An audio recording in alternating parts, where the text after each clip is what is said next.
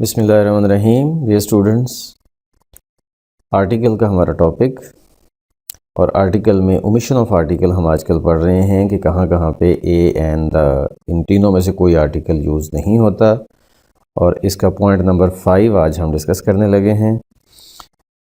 तो point number 5 है meals के हवाले से। ये जो खाने के हमारे टाइम होते हैं ना, ब्रेकफास्ट है, डिनर, लंच, सपर, राइट, ब्रंच, ये जो खाने के टाइम होते हैं, मील्स के जो नेम होते हैं, नेम, उनको जब हम जनरल सेंस में यूज़ करते हैं, हर दफ़ा नहीं, सिर्फ मील्स के नेम को उस वक्त जब हम उसको जनरल सेंस में यूज़ करते हैं तो उसके साथ कोई आर्टिकल नहीं आता। जैसा कि देखें, what time do you have lunch, A lunch नहीं आएगा, द लंच नहीं आएगा, वो गलत होगा क्योंकि जनरली बात हो रही है, किसी स्पेसिफिक लंच की तो बात नहीं हो रही, जनरली बात हो रही है कि आप किस टाइम पे लंच करते हैं, ठीक है। लेकिन अगर हम स्पेसिफिक करें कि the lunch you presented yesterday was delicious, क्या ख्याल है?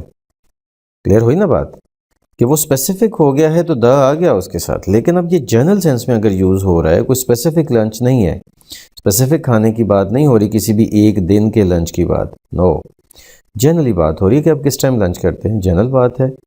मील का नेम है लंच, तो लंच के साथ कोई आर्टिकल नहीं आएगा। ऐसे ही dinner should not be eaten too late, dinner के बारे में भी जनरली बात हो रही है, डिनर के बारे में भी जनरली बात हो रही है, ठीक है।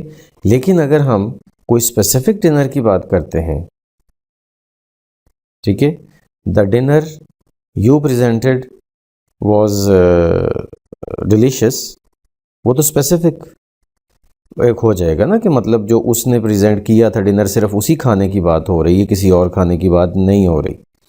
लेकिन यहाँ पे क्या है कि dinner should not be eaten too late का मतलब कि जनरल सेंस में ये जब आएगा जिसको कोई स्पेसिफिक टाइम या डे के लिए वो डिनर नहीं है बल्कि जनरली डिनर की बात हो रही है, तो इसके साथ कोई आर्टिकल नहीं आएगा। तो इसलिए अब फाइनल हमारा आइडिया ये बना कि नेम ऑफ मील्स जब जनरल सेंस में आते हैं तो उनके साथ कोई आर्टिकल नहीं आता। That's it for today. Allah Hafiz.